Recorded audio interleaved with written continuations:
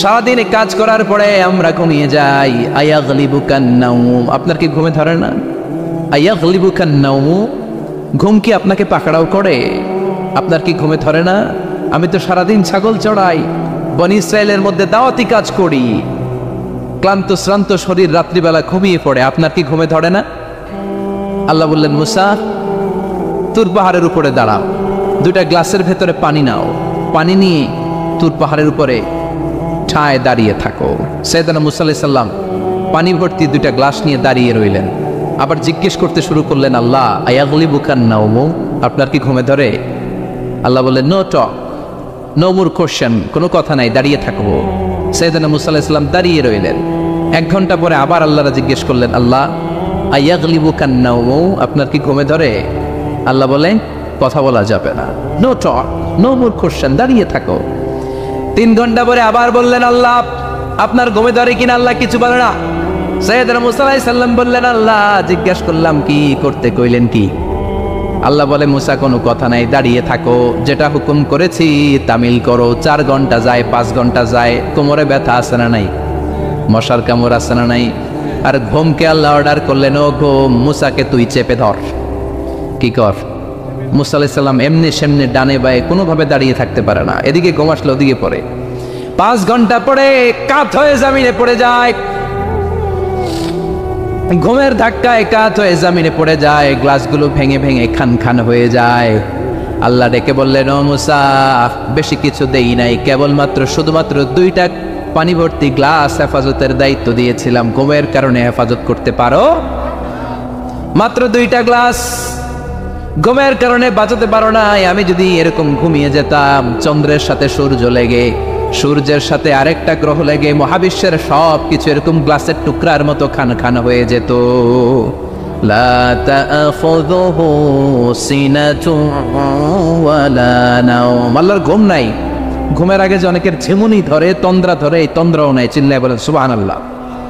তাহলে আল্লাহর ঘুম নাই, আল্লাহর তন্দ্রা নাই, আল্লাহর আগে কেউ নাই, আল্লাহর পরে কেউ নাই, তিনিই প্রথম, তিনিই শেষ, তিনিই প্রকাশ্য, তিনিই গোপন। এজন্য আল্লাহ বললেন, কুল হুয়াল্লাহু আহাদ, তিনি হলেন এক। লাউ কানা ফীহিমা আলিহাতুন ইল্লাল্লাহু লাফাসাদাতা, আল্লাহ ছাড়া অন্য কেউ যদি রব হতো, একাধিক যদি খোদা হতো, মারামারি বেড়ে যেত। জোরে কোন ঠিক কিনা? কুল হুয়াল্লাহু আহাদ, আল্লাহ হচ্ছেন এক এবং অদ্বিতীয়, তিনি একক, তিনি অদ্বিতীয়, তার কোনো শরীক নেই, তিনি আহাদ, তার নাম হচ্ছে আহাদ। তার নাম কি? কথা বলেন। আহাদ মানে একক, যার ক্ষমতায় কোনো ভাগাভাগি নাই। আল্লাহ যদি 2 জন হইতো সুবিধা হইতো না অসুবিধা? কথা বলেন। এক আল্লাহ বলতো, তুমি এইভাবে করেছ এতদিন, আমারও ক্ষমতা আছে, আমি ওইভাবে শুরু করে দিব। তুমি সকালবেলা পূর্ব দিক থেকে সূর্য উঠাও, কালকে থেকে আমি পশ্চিম দিক থেকে সূর্য উঠাবো। ঝামেলা আছে না নাই? তার মানে ঝামেলা বেড়ে যেত। আমাদের বাংলাদেশে 2টা পরিবার, তাই না? ক্ষমতায় হয় উনারা, নয় উনারা। বুঝতেছেন? কষ্ট হচ্ছে মনে হয়। হয় উনারা, নয় উনারা। এই 2টা না যদি একটা হইতো, এক রাজা। আমগো রাজা কজন? কথা কম। বাংলাদেশের রাজা একজন, তাহলে মারামারি হইতো, হরতাল, ঠেলাঠেলি, গদিলে কিলা গেলি, শান্তির বাংলাদেশ হতো। ঠিক কিনা? সৌদি আরবে এক রাজা, যদিও এই মোনার্কি সিস্টেম, রাজতন্ত্র ইসলাম সাপোর্ট করে না, ওদের অনেক অপকর্ম আছে, তারপরেও আমাদের দেশের চেয়ে সুখ শান্তি বেশি না কম? কারণ রাজা কয়জন? এজন্য আল্লাহ বললেন, আমি হলাম এক রাজা, মহারাজা, আমার নাম আহাদ। আমার নাম কি? এজন্য আল্লাহ বললেন, কুল হুয়াল্লাহু আহাদ আল্লাহুস সামাদ লাম ইয়ালিদ ওয়া লাম ইউলাদ ওয়া লাম ইয়াকুল লাহু কুফুয়ান আহাদ। পড়েন সুবহানাল্লাহ। এরপর আল্লাহ বললেন, আল্লাহুস সামাদ, আমি অমুখাপেক্ষী, মানে আমি কারো কাছে চাই না। আল্লাহ কারো কাছে চায় নাকি? আমরা চাই কার কাছে? কথা বলেন। আমরা বিপদে পড়লে ডাকি কারে? আল্লাহ ডাকে কারে? আল্লাহ কাউরে ডাকে? কারণ অমুখাপেক্ষী, অফুরন্ত ধনভাণ্ডারের মালিক। পৃথিবীর সব মানুষগুলো যদি এক ময়দানে দাঁড়ায়, তাদের যত চাহিদা আছে সব যদি আল্লাহরে বলে, আল্লাহ গাড়ি দাও, বাড়ি দাও, নারী দাও, ক্ষমতা দাও, এটা দাও, সেটা দাও, সব যদি আল্লাহর কাছে চাইতে শুরু করে, আল্লাহ যদি সবও দিয়ে দেয়, তারপর ওনার ধনভাণ্ডারের 1 ইঞ্চিও কমবে না। আর জোরে পড়েন সুবহানাল্লাহ। এজন্য তিনি হলেন সামাদ। আমরা সবাই আল্লাহর কাছে ঠেকা, কিন্তু তিনি কারো কাছে ঠেকা না। আমরা সবাই আল্লাহর কাছে চাই, কিন্তু আল্লাহ কারো কাছে চান না। জোরে বলেন ঠিক কিনা? এজন্য তিনি হলেন সামাদ। এরপরে আল্লাহ বললেন লাম ইয়ালিদ ওয়া লাম ইউলাদ, তিনি জন্ম দেন নাই, আবার তিনি জন্ম নেনও নাই। চিল্লায় বলেন সুবহানাল্লাহ। মুশরিকরা বলছো আল মালাইকাতু বানাতুল্লাহ, ফেরেশতারা আল্লাহর মেয়ে। নাউজুবিল্লাহ পড়বেন না?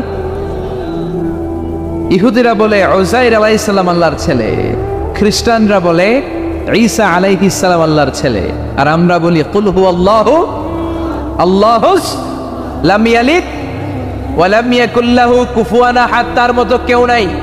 লাইসা কামিসলিহি শাই, তার মতো কেউ নাই। তিনি তার মতো, তিনি কে? চিল্লায় বলেন তিনি কে? গোটা বিশ্বে আল্লাহর মতো আর কেউ আছে? ক্ষমতায় তার সমান কেউ আছে? মর্যাদায় তার সমান কেউ আছে? তিনি যে কত বড় দাতা, তার মতো দাতা মহাবিশ্বে কেউ আছে? এজন্য চাইতে হবে একজনের কাছে, তিনি কে? চিল্লায় বলেন তিনি কে? বিশ্বনবীর কাছে এসে মক্কার লোকেরা বলে মুহাম্মদ বাইয়িন লানা নাসাবা রাব্বিক, তোমার আল্লাহর নসব নামাটা কও। তোমার আল্লাহর বাবার নাম কি? ওনার বাবার নাম কি? ওনার বাপের নাম কি? ওনার বাপের নাম কি? তার বাপের নাম কি? এরা মনে করছে আল্লাহর নসব নামাজ। নাউজুবিল্লাহ পড়বেন না? ও মুহাম্মদ সবসময় আল্লাহর কথা বলো, আল্লাহর দাওয়াত দাও, আল্লাহর সিজদা দিতে বলো, আল্লাহর জিকির করতে বলো, আল্লাহর নসবনামাটা শোনাও। আল্লাহর বাবার নাম কি? দাদার নাম কি? পরদাদার নাম কি? বিশ্বনবী রেগে গেলেন। সাইয়েদনা জিব্রাইল বললেন ও নবী রাখবেন না, রেগে যাওয়ার দরকার নাই। ওদের প্রশ্নের উত্তর দেওয়ার জন্য ছোট্ট একটা সূরা আরশের উপর থেকে নাজিল করেছে কে? ও নবী ওদের মুখের উপর আপনি শক্ত ভাষায় বলে দেন আল্লাহর কোনো নসবনামা নাই, আল্লাহর বাবা দাদা কিচ্ছু নাই। আপনি পড়েন কুল হুয়াল্লাহু আহাদ আল্লাহুস সামাদ লাম ইয়ালিদ ওয়া লাম ইউলাদ ওয়া লাম ইয়াকুল লাহু কুফুয়ান আহাদ। পড়েন সুবহানাল্লাহ। কুল হুয়াল্লাহু আহাদ, ও নবী আপনি বলেন তিনি হলেন আল্লাহ, তিনি হলেন আহাদ, একক, একক। আল্লাহুস সামাদ, তিনি অমুখাপেক্ষী। লাম ইয়ালিদ ওয়া লাম ইউলাদ, জন্ম দেয় নাই, কারো কাছ থেকে জন্ম নেয়ও নাই। ওয়া লাম ইয়াকুল লাহু কুফুয়ান আহাদ, গোটা বিশ্বে তার মতো কেউ নাই, তিনি তার মতো। কাফেররা তো টাসকি খেয়ে গেছে। সুবহানাল্লাহ পড়েন।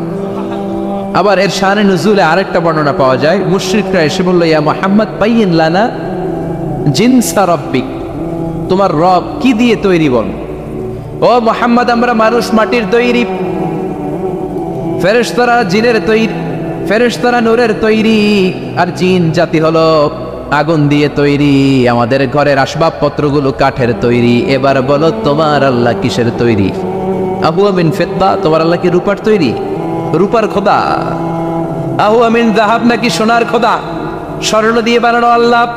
আহুয়া মিন খাশাব, নাকি কাঠ দিয়ে বানানো তোমার আল্লাহ? কি দিয়ে বানানো বলো? বিশ্বনবীর কাছে তখন জিব্রাইল আয়াত নাজিল করলেন আর বললেন নবী ওদের প্রশ্নের জবাব আপনি এই সূরা দিয়ে পড়েন আর বলেন কুল হুয়াল্লাহু আহাদ আল্লাহুস সামাদ লাম ইয়ালিদ ওয়া লাম ইউলাদ ওয়া লাম ইয়াকুন লাহু কুফুয়ান আহাদ। পড়েন সুবহানাল্লাহ। এই ব্যাকগ্রাউন্ড ফজিলত সব শুনে সূরাটা একটু নরম হয়ে আসছে না? এখন নরম নরম লাগে না? মনে হয় যে বুঝতেছি, মনে হচ্ছে যে সহজ হয়ে গেছে, ঠিক কিনা? এবার দেখেন অর্থ আরো সহজ। আল্লাহ বললেন কুল, কুল মানে বলো। কোরআনের যত জায়গায় কুল পাবেন রব্বুল আলামিন তার পেয়ারা হাবিবকে অর্ডার করছেন কুল মানে বলো, সে ও মাই মেসেঞ্জার, সে বলো। কুল মানে কি? কুল মানে বলো। হে নবী আপনি বলেন হুয়াল্লাহ, তিনি হচ্ছেন আল্লাহ, আর তিনি হচ্ছেন আহাদ, অদ্বিতীয়, এক এবং একক, অদ্বিতীয়। তাহলে প্রথমে বলতে বললেন ও নবী আমার সব পরিচয় দেওয়ার আগে আগে নামের পরিচয় দেন। জোরে কোন ঠিক কিনা? আগে ওদের বলে দেন আমার নাম হলো আল্লাহ। আমার নাম কি? কুল হুয়াল্লাহ। নবী আপনি বলেন তিনি হলেন আল্লাহ। তিনি কে? আল্লাহ বলছেন ইন্নানি আনাল্লাহু লা ইলাহা ইল্লা আনা ফা'বুদনি ওয়া আকিমিস সালাতা লিযিকরি। ইন্নানি আনাল্লাহ, আমি হলাম আল্লাহ। তিনি কে? জোরে বলেন।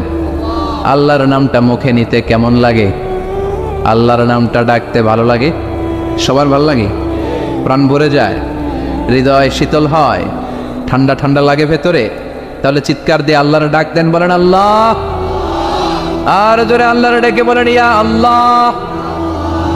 গলা ফাটিয়ে ডাকতেন, বলেন আল্লাহ। আল্লাহ বললেন আমার প্রথম পরিচয় হলো আমি আল্লাহ, আমার নাম হলো আল্লাহ। আল্লাহর নাম রাখছে কে? কথা কন। আমার নাম রাখছে আমার বাবা, আপনার নাম রাখছে আপনার দাদা। কিন্তু আল্লাহর বাবা আছে নাকি? থাকলে রাখতো, দাদা থাকলে দাদায় রাখতো। কিন্তু আল্লাহর কি বাপ আছে? দাদা, নানা? আল্লাহর পিসা বুজুর আছে? অনেকের নাম পিসা বুজুরে রাখে, আছে না নেই? দোয়ার জন্য, হুজুর আমি আপনার মরিদ হুজুর, আমার একটা ছেলে হয়েছে, আপনার নাম রাখা দেন। পরে বলে যে পিসা হুজুরের নাম রাখছিল, নাগাইশের পিসাব মোস্তাক ফয়জি সাহেব নাম রাখছিল আমার ছেলের, আছে না নেই? আল্লাহর এরকম পীর সাহেব আছে নাকি? আল্লাহর দাদা বাবা আছে নাকি? এজন্য আল্লাহ বলেন আমার নামটা আমি আল্লাহ নিজেই রেখেছি। পড়েন সুবহানাল্লাহ। আবার এই পৃথিবীতে আল্লাহ ছাড়া আর কারো নাম কোনোদিন আপনি আল্লাহ শুনেছেন নাকি? শুনে থাকলে হাত তোলেন। শুনছেন? বাংলাদেশে কত মানুষ? 16 কোটি, 17 কোটি, 18 কোটি, কইতে থাকেন 20 কোটি নিয়ে যান এমনি। আসলে কয় কোটি? 18 কোটি মনে হয় বর্তমানে। 16 কোটি তো অনেক আগের হিসাব। 18 কোটি মানুষ এই দেশে। এই 18 কোটি মানুষের মধ্যে কারো নাম আল্লাহ শুনছেন?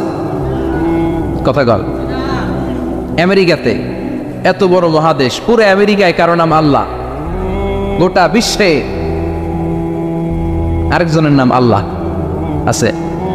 এমনকি ফেরাউন, সেও নিজের আল্লাহ বলে নাই। ফেরাউনের মতো এত কুখ্যাত ইন্টারন্যাশনাল সন্ত্রাসী হাসে। ফেরাউন ইন্টারন্যাশনাল কুখ্যাত সন্ত্রাসী না? সে কুখ্যাত সন্ত্রাসী। এই সন্ত্রাসীটাও খেয়াল রাখবেন, নবীদের সাথে যারা বিরোধিতা করেছে তারা সন্ত্রাস, আর নবীরা ছিল মুজাহিদ। চিল্লায় বলেন ঠিক কিনা? তার মানে বিশ্বনবী ছিলেন মুজাহিদ। এবার সন্ত্রাসীটার নাম বলেন আবু জাহেল। মুসা আলাইহিস সালাম ছিলেন মুজাহিদ, তাহলে সন্ত্রাসটার নাম বলেন। ইব্রাহিম আলাইহিস সালাম ছিলেন মুজাহিদ, তাহলে সন্ত্রাসটার নাম বলেন। তার মানে হকের পক্ষে যারা তারা সবাই মুজাহিদ, আমরাও মুজাহিদ। চিল্লায় বলেন ঠিক কিনা? কল্যাণের কথা যারা বলে তারা মুজাহিদ, অন্যায়ের দিকে যারা ডাকে তারা সন্ত্রাস। কোটা বিরোধী আন্দোলন যেই যুবক ছেলেগুলো করেছে ওরা মুজাহিদ, ওদের বিরোধিতা যারা করেছে ওরা সন্ত্রাস। নিরাপদ সড়ক চাই আন্দোলন যে ছেলেগুলো করেছে এক একটা মুজাহিদের বাচ্চা, ওদের বিরোধিতা যারা করেছে এক একটা কুখ্যাত সন্ত্রাস। এজন্য হকের পক্ষে যারা থাকবে, ইসলামের পক্ষে যারা থাকবে, ন্যায় নীতি সাম্যের পক্ষে যারা থাকবে তারা মুজাহিদ। বাই ডিফল্ট এগুলো মুজাহিদ। চিল্লায় বলেন ঠিক কিনা? আর বিরোধিতা যারা করবে সন্ত্রাস, কুখ্যাত ইন্টারন্যাশনাল সন্ত্রাস।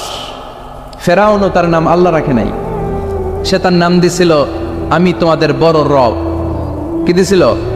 فحشر فنادى فقال انا ربكم الاعلى। বিশাল একটা গ্যাদারিং করে সবার সামনে কয় আমি বড় খোদা। আমি কি? আমি বড় খোদা, রব্বুকুমুল আ'লা, তোগো বড় রব, কিন্তু আমি আল্লাহ। এটা কইছে? কথা বলেন। তার মানে আল্লাহ এক পিস, আল্লাহর সত্তাটা শুধু একজন, মহাবিশ্বের নিয়ন্ত্রণকারী একজন, বিপদে আপদে সাহায্য করতে পারেন একজন, গোটা ইউনিভার্সটাকে, এই বসুন্ধরাকে, এই মহাবিশ্বটাকে দূর থেকে নিয়ন্ত্রণ করেন একজন, তিনি কে? এজন্য আল্লাহ বলেন গোলাম আমারে আল্লাহ বলে ডাকো কিংবা রহমান বলে ডাকো, কোনো সমস্যা নাই। সুবহানাল্লাহ। قل ادعوا الله أو ادعوا الرحمن أيما تدعوا فله الأسماء الحسنى। আমারে আল্লাহ বলে ডাকো কিংবা রহমান বলে ডাকো, আমি কিন্তু মাইন্ড করি না। আল্লাহ মাইন্ড করে? কথা কন। ওনারা আল্লাহ বললেও উনি খুশি, ওনারা রহমান ডাকলেও, ওনার অনেকগুলো সুন্দর সুন্দর নাম আছে। তাহলে বুঝা গেল আল্লাহ হচ্ছে ওনার জাতি নাম। কি নাম? কথা বলে। আরো সিফাতি নাম আছে, সুন্দর সুন্দর আরো 99টা নাম আছে, না নাই? বিশ্বনবী বলেন ইন্না লিল্লাহি 99 ইসমা আল্লাহ নাম ছাড়া আল্লাহর আরো 99টা চমৎকার চমৎকার নাম আছে। মান আহসাহা দাখালাল জান্নাহ, যেই নামগুলো সিনার ভিতরে রাখবে জাহান্নামের আগুন তার জন্য হারাম করে দিবে কে? তার মানে বোঝা গেল ওনার আসল নাম আল্লাহ। চিল্লায় বলেন আসল নাম কি? আরো জোরে বলেন আসল নাম কি? আবার আল্লাহ নামটা এত মজার নাম। এই নামের 4টা অক্ষর, প্রতিটা অক্ষর যদি আলাদা করেন কোরআনের পরতে পরতে পরিচয় আছে না নাই? আল্লাহ লিখতে কয়টা অক্ষর? সবাই বলেন আলিফ লাম লাম হা। সবাই বলেন আলিফ আলিফ, আরো জোরে আলিফ আলিফ লাম লাম হা। আল্লাহ দিয়ে আল্লাহ কোরআনের পরিচয় দিয়েছেন আল্লাহু নূরুস সামাওয়াতি ওয়াল আরদি মাসালু নূরিহি কামিশকাতিন ফিহা মিসবাহ। সুবহানাল্লাহ। এবার আলিফ লাম লাম হা, আলিফ বাদ দিলে থাকে লিল্লাহ। লিল্লাহ দিয়ে পরিচয় আছে না নাই? লিল্লাহি মা ফিস সামাওয়াতি ওয়া মা ফিল আরদি ওয়া হুয়া বিকুল্লি শাইইন আলিম। এবার লিল্লাহর লামটা যদি কেটে দেন থাকে লাহু। লাহু দিয়ে কোরআনে পরিচয় আছে না নাই? একটা দুইটা? কথা বলেন। লাহুল মুলকু ওয়া লাহুল হামদু ওয়া হুয়া আলা কুল্লি শাইইন কাদির। এবার লাহুর লামও যদি বাদ দিয়ে দেন থাকে হু। হু দিয়ে কোনো পরিচয় টরিচয় নাই, এটা দিয়ে পরিচয় আছে। পড়েন হুয়াল্লাহুল্লাযী লা ইলাহা ইল্লা হু আলিমুল গায়বি ওয়াশ শাহাদাতি হুয়ার রহমানুর রহিম। চিল্লায় পড়েন আল্লাহু আকবার। আর জোরে আল্লাহু আকবার। আবার এই নামটা এমন নাম যে নাম আমরা বিপদে পড়লে জপি। পেটে ব্যথা হলে ডাকি কারে? ডায়রিয়া হইলে ডাকি কারে? তুফান ছুটলে ডাকি কারে? ভূমিকম্পে ডাকি কারে? বন্যা শুরু হইলে ডাকি কারে? ফাইযা রাকিবু ফিল ফুলকি দা'উল্লাহা মুখলিসিনা লাহুদ্দীন ফালাম্মা নাজ্জাহুম ইলাল বাররি ইযা হুম ইউশরিকুন। আল্লাহ বলে আমার কিছু গোলাম আছে সাগরের মাঝখানে যদি তুফানে পড়ে আমারে ডাকে, তুফান চলে গেলে আমারে গালি দেয়। এরকম ডাকাইতেছে না নাই? সবসময় ডাকতে হবে কারে? বিপদে আপদে, সকালে বিকালে, শীতকালে গ্রীষ্মকালে জিকির হবে একজনের নামে। চিল্লায় বলেন তিনি কে? আবার আল্লাহ নামটা এমন নাম এটার বহুবচন হয় না। হয় নাকি? দ্বিবচন হয় না, স্ত্রীলিঙ্গ হয় না। হয়। আল্লাহর স্ত্রীলিঙ্গ আছে, বহুবচন আছে, কিন্তু ঈশ্বরের স্ত্রীলিঙ্গ আছে না নাই? কথা কন কি? ঈশ্বরী। ভগবানের, আপনাদের এখানে আসার সময় মনে হয় দেখলাম ভগবান হাই স্কুল বা ভগবান প্রাথমিক বিদ্যালয় ব্রাহ্মণপাড়া। কি নাম? ভগবান হাই স্কুল। ভগবতী নাই? নাই। আহা, ওদের ভগবান হয়, ওদের ভগবতী হয়, ওদের গড হয়, ওদের গডেস হয়, ওদের ঈশ্বরী হয়, ওদের ঈশ্বর হয়। আল্লাহর কোনো পরিবর্তন আছে নাকি? চিল্লায় বলেন আল্লাহ একজন, তার কোনো পরিবর্তন নাই। আমরা বললাম আল্লাহ বুঝেছি তোমার অনেক ক্ষমতা, তোমার নামটা বড় মধুর নাম, প্রতিটা অক্ষর আলাদা করলেও পরিচয় পাওয়া যায়। তোমার আসল নাম আল্লাহ, কিন্তু এই যে তুমি আল্লাহ, তুমি কতদিন ধরে আল্লাহ? কতদিন? কবে থেকে আছো? কতদিন থাকবা? প্রশ্ন আসে না নাই? মাঝে মাঝে প্রশ্ন আসে না উনি কয়দিন ধরে আছে? কতদিন ধরে ওনার এত ক্ষমতা? কতদিন পর্যন্ত ওনার এই ক্ষমতা কন্টিনিউ করবে? প্রশ্ন হয় না? কথা বলেন। সে উত্তর আল্লাহ দিলেন। আল্লাহ বললেন হুয়াল আউয়ালু ওয়াল আখিরু ওয়াল যাহিরু ওয়াল বাতিন ওয়া হুয়া বিকুল্লি শাইইন আলিম। আল্লাহ বললেন আমি প্রথম, আমি শেষ, আমি প্রকাশ্য, আমি গোপন, সূচনাহীন। অতীত কাল থেকে আমি আল্লাহ আছি, শেষহীন, সীমানাহীন, ভবিষ্যৎ পর্যন্ত থাকবো। তিনি কবে থেকে আছেন? সূচনাহীন অতীত না, প্রথম থেকে না, সূচনাহীন অতীত। ভালো ব্যাখ্যা হচ্ছে সূচনাহীন। প্রথম থেকে বলে আল্লাহ এটাই বুঝালেন সূচনাহীন অতীত। এমন অতীত যেটার সূচনা নাই, আবার এমন ভবিষ্যৎ যেটার শেষ। তার মানে প্রথমেও তিনি, শেষেও তিনি, প্রকাশ্যেও তিনি, গোপনেও তিনি। জোরে কোন ঠিক কিনা? প্রথমে আল্লাহ আল্লাহ, শেষেও আল্লাহ আল্লাহ, আকাশে আল্লাহ আল্লাহ, জমিনে আল্লাহ আল্লাহ। পড়েন, প্রথমে আল্লাহ আল্লাহ, শেষেও আল্লাহ আল্লাহ, আকাশে আল্লাহ আল্লাহ, জমিনে আল্লাহ আল্লাহ। নিখিল জাহান গাই গুণগান, তার নামে গাই আমরাও গাহি তাআলা, হামদে বারি তাআলা, হামদে বারি তাআলা, হামদে বারি তাআলা। সুবহানাল্লাহ পড়েন। প্রথমেও তিনি, শেষেও তিনি, আজানেও তিনি, একামতেও তিনি। আজানের প্রথম শব্দ কি? জোরে বলেন। আবার একামতের শুরুতে উনি আছেন না নাই? আবার জিলহজ মাসে ঈদুল আজহার সময় যখন আমরা কুরবানি করি তখন কার নাম? ছুরিটা জবাই দেওয়ার সময় কি বলি? আবার জিকির করি কার নামে? তার মানে আজানে আল্লাহ আল্লাহ, একামাতে আল্লাহ আল্লাহ, কুরবানিতে আল্লাহ আল্লাহ, জিকিরে আল্লাহ আল্লাহ। ঠিক কি না? বলেন, আজানে আল্লাহ আল্লাহ, একামাতে আল্লাহ আল্লাহ, কুরবানিতে আল্লাহ আল্লাহ, জিকিরে আল্লাহ আল্লাহ। নিখিল জাহান গায়ে গুণগান, তার নামে গায় আমরাও গাহি তাআলা, হামদে বারি তাআলা, হামদে বারি তাআলা, হামদে বারি তাআলা। চিল্লায় পড়েন আল্লাহু আকবার। আর জোরে আল্লাহু আকবার। সর্বাবস্থায় বেশি বেশি করে পড়বেন আস্তাগফিরুল্লাহ। কি পড়বেন? আমার সাথে আওয়াজ করে পড়েন আস্তাগফিরুল্লাহ। আর আওয়াজ করে পড়েন আস্তাগফিরুল্লাহ। বেশি বেশি যারা ইস্তেগফার পড়ে তাদের 5টা লাভ। আওয়াজ করে বলতে হবে কয়টা? 5টা। নাম্বার 1, মান লাজিমাল ইস্তিগফার জাআলাল্লাহু লাহু মিন কুল্লি দিকিন মাখরাজা। যে সব সময় ইস্তেগফারের সাথে লাজিমা মানে লেগে থাকে, আঠার মতো। কিসের মতো? চুইংগাম খান না আপনারা? চুইংগাম যদি হাতের মধ্যে লাগান আঠার মতো লেগে থাকে না? বাচ্চারা আবার দুষ্টামি করে চুইংগাম খেয়ে আরেকজনের চুলের মধ্যে লাগায় দেয়, আছে না নাই? তখন সরিষার তেল দিয়ে ছুটাইতে হয়, তাই না? তো মান লাজিমাল ইস্তিগফার, যে ইস্তিগফারের সাথে আঠার মতো লেগে থাকে সে 5টা জিনিস পায় জীবনে। চিল্লায় বলেন না কয়টা? 1 নাম্বার, জাআলাল্লাহু লাহু মিন কুল্লি দিকিন মাখরাজা। সব বিপদ থেকে তার উদ্ধার করে কে? আমাদের জীবনে বিপদ আপদ আছে না নাই? কম না বেশি? কত বিপদ, কত ধরনের বিপদ। যে কোনো সময় দুর্ঘটনা হতে পারে, রোড অ্যাক্সিডেন্ট, আছে না নাই? যে কোনো সময় গুম হয়ে যেতে পারেন, আপনারা খুঁজে পাবেন আপনার স্বজনরা। যে কোনো সময় ক্রস ফায়ারের মধ্যে পড়তে পারেন, ঠিক কিনা?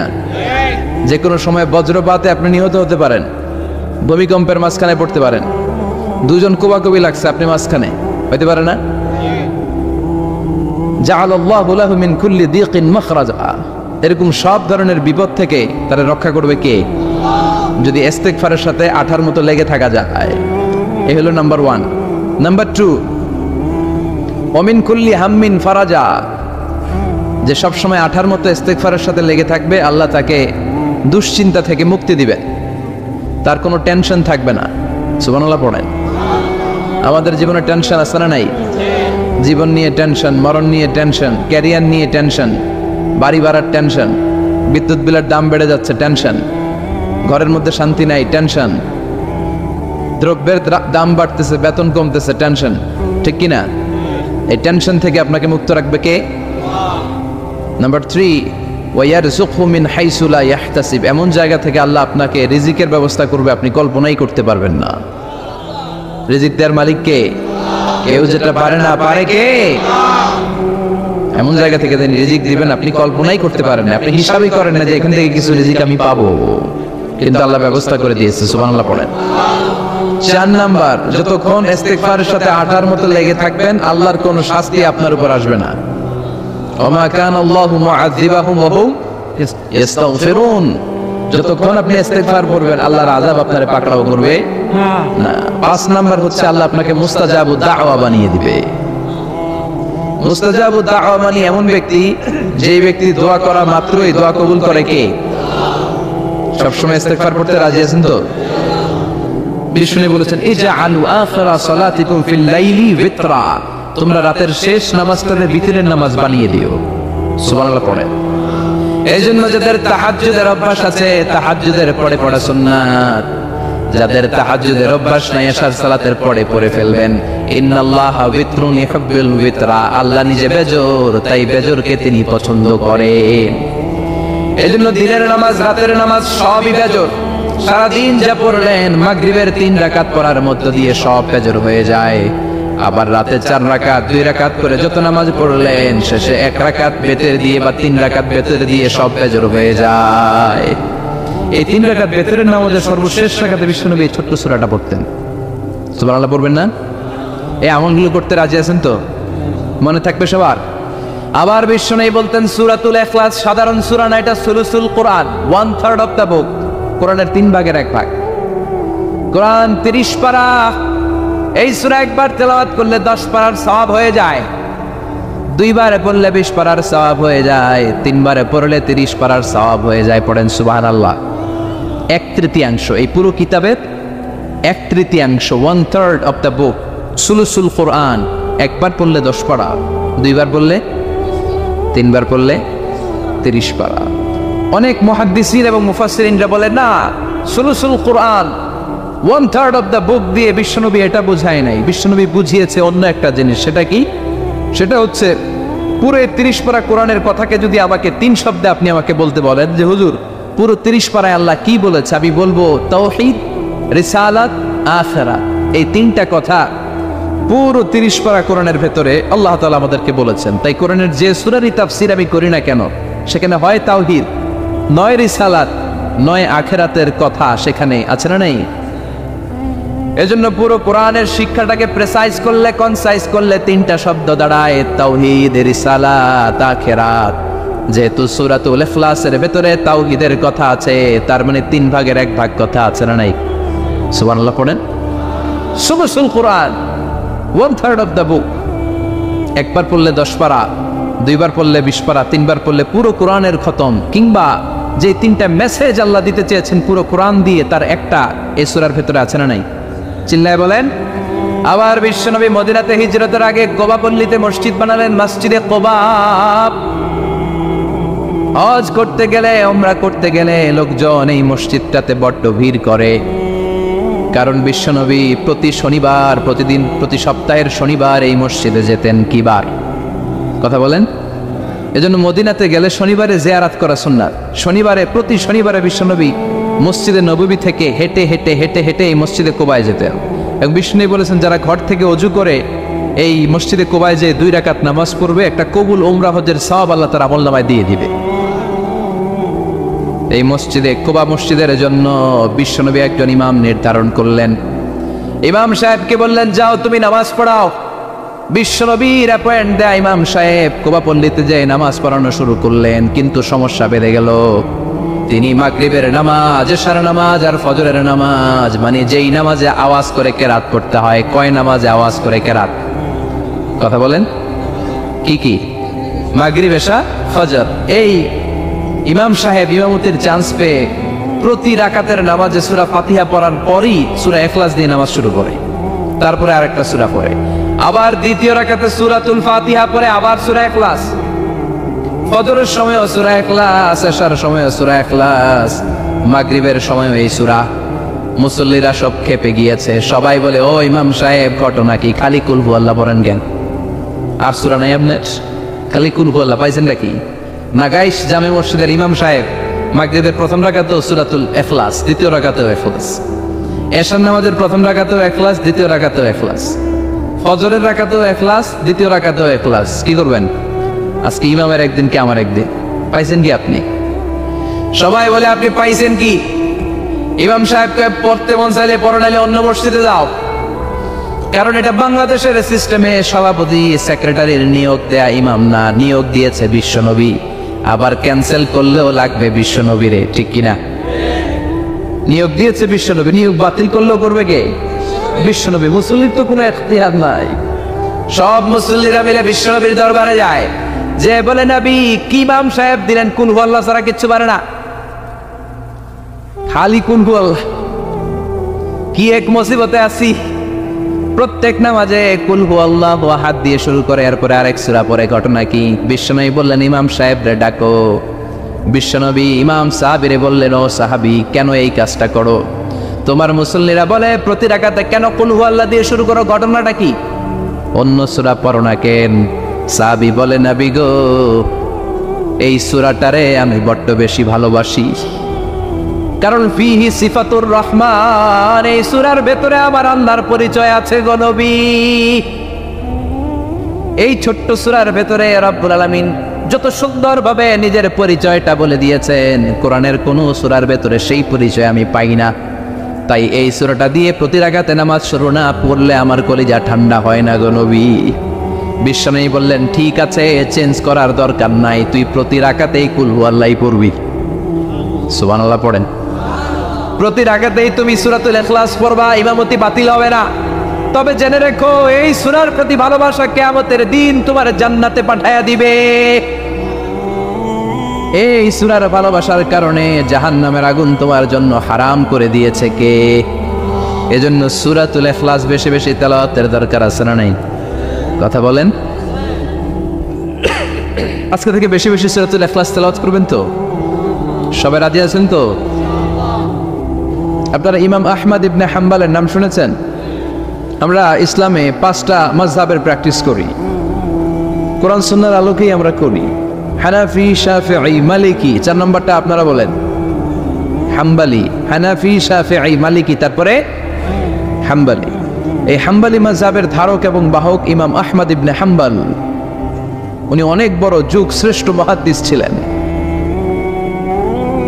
একক স্বতন্ত্র হাদিসের কিতাব হিসেবে পৃথিবী খ্যাত যে হাদিসের কিতাবটা, যেটার মধ্যে সবচাইতে বেশি সংখ্যক হাদিস আনা হয়েছে, মুসনাদ আহমদ ইবনে হাম্বল, এটার রচয়িতা উনি। সুবহানাল্লাহ পড়েন। প্রায় 40,000 হাদিসের কালেকশন ওই কিতাবের ভেতরে আছে। এই হাদিস কালেকশনের জন্য ইমাম আহমদ ইবনে হাম্বল বছরের পর বছর, যুগের পর যুগ, শহর থেকে গ্রাম, গ্রাম থেকে শহর চষে বেরিয়েছেন। ওনার শেষ জীবনটা উনি হাদিস সংগ্রহের কাজে ব্যয় করেছেন। একবার এক সফরে তিনি রাত্রিবেলা বেরোলেন। ইস্তেগফার পড়লে যে কি করে মানুষ মুস্তাজাবুদ দাওয়া হয় শুনেন। রাত্রিবেলা সফরে তিনি বেরোলেন, হাদিস সংগ্রহের সফর। প্রতিমধ্যে এক মসজিদে মাগরিবের নামাজ পড়লেন, এশার নামাজ পড়লেন। প্রচন্ড শীত। তিনি ভাবলেন আজকের রাতটা মসজিদেই কাটায় দেই, ফজরের সালাত পড়ে তারপরে বেরোবো। ব্যাগ থেকে কাঁথা বের করে তিনি শুয়ে পড়লেন। কিন্তু মসজিদের দারোয়ান এসে বলে, মসজিদে তো থাকা যাবে না, আপনি বের হন। ইমাম আহমদ ইবনে হাম্বল বললেন, আমি বৃদ্ধ মানুষ, প্রচন্ড শীত, কই যাব? আমি ফজরেরও মুসল্লি, ফজর নামাজও এই মসজিদে পড়বো, আমার এই বাজান তুমি থাকতে দাও। দারোয়ান বলেন, নো, থাকা যাবে না, মসজিদে থাকা যাবে না, বের হন, নাহলে গাঠটি সহ বের করে দেব। চিনে নাই এটা যে ইমাম আহমদ ইবনে হাম্বল, সে বুঝতে পারে না। তো দারোয়ানের সাথে সুবিধা করতে না পেরে ইমাম আহমদ ইবনে হাম্বল ব্যাগ নিয়ে বেরোয় গেলেন। প্রচন্ড শীত, কাঁপছেন। হঠাৎ দেখে সামনে এক বাজার, ওই বাজারে এক খাব্বাজ বসে আছে। খাব্বাজ মানে রুটি বিক্রেতা। খাব্বাজ মানে যুবক, একজন রুটি বিক্রেতা, রুটি বিক্রি করে। যে যুবককে সালাম দিলেন, আসসালামু আলাইকুম। যুবক পড়লো, আলাইকুম আসসালাম। ইমাম আহমদ ইবনে হাম্বল বলল, যুবক, আমি মুসাফির মানুষ, থাকার জায়গা নাই, প্রচন্ড শীত। এই যে তুমি চুলার মধ্যে উনুনে রুটি বানাচ্ছ, আমি যদি তোমার চুলার পাশে বসে রাতটা কাটাই, তোমার কোনো সমস্যা হবে? যুবক বলেন, নো, কোনো সমস্যা নাই। আহলান ওয়া সাহলান ওয়া মারহাবান বিক, খুশ আমদেদ, সুস্বাগতম, আসেন। আপনি আমার চুলার পাশে বসে আগুন পোয়ালে আমার সমস্যা কি? আসেন, আসেন, উঠেন, আপনি মুরব্বী মানুষ। ইমাম আহমদ ইবনে হাম্বল আল্লাহ শুকরিয়া করে চুলার পাশে বসে শীতের রাতে চুলা থেকে তাপ নিচ্ছেন, আগুন পোহাচ্ছেন।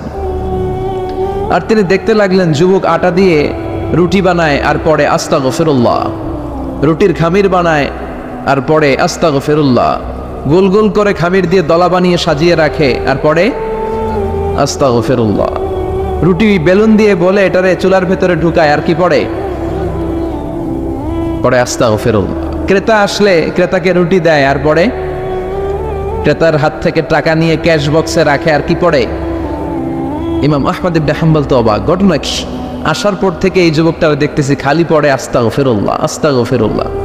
তিনি কৌতূহল বশত বললেন, যুবক, মা লাকা ইয়া শাব দাইমান তাকরাউনা আস্তাগফিরুল্লাহ, এ যুবক, তোমার ঘটনাটা কি? আসার পর থেকেই তুমি শুধু দেখতেছি পড়তেছো আস্তাগফিরুল্লাহ আস্তাগফিরুল্লাহ, কারণটা কি? যুবক বলে, আমি সবসময় ইস্তিগফারের সাথে আঠার মতো লেগে থাকি, আর লেগে থাকার কারণে এর বরকতে আল্লাহ আমাকে মুস্তাজাবুদ দাওয়া বানিয়ে দিয়েছে। মানে আল্লাহ আমাকে এমন বানিয়েছে যে আমি দোয়া করা মাত্রই আমার দোয়া কবুল করে কে? ইমাম আহমদ ইবনে হাম্বল বললেন, আনতা মুস্তাজাবুদ দাওয়া, তুমি মুস্তাজাবুদ দাওয়া, মানে তুমি দোয়া করলেই সেটা কবুল হয়ে যায়? যুবক বলে, নাম আনা মুস্তাজাবুদ দাওয়া, আমি আমার জীবনে যত দোয়া করেছি সব কবুল করে নিয়েছে কে? আমি মুস্তাজাবুদ দাওয়া, আমি দোয়া করতে দেরি কবুল হতে সেটা দেরি হয় না। তবে আমার পুরো জীবনের সব দোয়া কবুল হলেও একটা দোয়া এখনো কবুল হয় নাই। এটা শুনে ইমাম আহমদ ইবনে হাম্বলের কৌতূহল, কিউরিসিটি আরো বেড়ে গেল। তিনি বললেন, তোমার জীবনে সব দোয়া কবুল হয়েছে, একটা দোয়া কবুল হয় নাই, কি সেই দোয়া আমারে বলো? যুবক বলে, আমার জীবনে যে দোয়াটা কবুল হয় নাই সেটা হচ্ছে, আমি আল্লাহর কাছে দোয়া করে বলেছিলাম, আল্লাহ শুনেছি এই জামানার সবচেয়ে বড় মুহাদ্দিসের নাম হচ্ছে ইমাম আহমদ ইবনে হাম্বল, আমি যেন ওই ইমাম আহমদ ইবনে হাম্বলের কপালে একটা চুমু দিয়ে মরতে পারি, তুমি তৌফিক দিও। ইমাম আহমদ ইবনে হাম্বল নিজেকে আর ধরে রাখতে পারলেন না, চোখের পানি ছেড়ে দিলেন, যুবককে জড়িয়ে ধরলেন আর বললেন, ইয়া শাব, আহমদ ইবনে হাম্বলের কপালে চুমু দেওয়ার জন্য আহমদ ইবনে হাম্বলের দরবারে তোমার যাওয়ার দরকার নাই, আহমদ ইবনে হাম্বল নিজেই তোমার দরবারে ছুটে এসেছে। আনাল আহমদ ইবনে হাম্বল, আমি নিজেই আহমদ ইবনে হাম্বল। চিল্লায়ে পড়েন আল্লাহু আকবার। যুবকটি চিৎকার মেরে সাইয়েদনা আহমদ ইবনে হাম্বলকে জড়িয়ে ধরল, আহমদ ইবনে হাম্বলের হাতে হাত রেখে মুসাফা করলো, আহমদ ইবনে হাম্বলের কপালে একটা চুমু এঁকে দিল আর বলল, ইয়া আহমদ ইবনে হাম্বল, এই ইস্তিগফারের কারণে আমার জীবনের সব দোয়াই কবুল হয়ে গিয়েছে।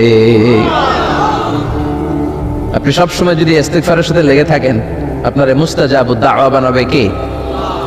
এজন্য অবসরে যখন কোনো কাজ থাকে না, বেশি বেশি ইস্তিগফার পড়া যাবে না, ইস্তিগফারের সাথে আঠার মতো লেগে থাকা যাবে না। আওয়াজ করে পড়েন আস্তাগফিরুল্লাহ, আরো জোরে পড়েন আস্তাগফিরুল্লাহ, আরো জোরে পড়েন আস্তাগফিরুল্লাহ। আল্লাহ আমাদের ইস্তিগফার তুমি কবুল করো, আরো জোরে পড়ি আমিন। আসুন আমরা আল্লাহর নামের 3টা তাকবীর পড়ব, 3টা তাকবীর পড়ে আমরা কোরআনের তাফসীরের দিকে যাব। আমি পড়ব লিল্লাহি তাকবীর, আপনারা পড়বেন আল্লাহু আকবার।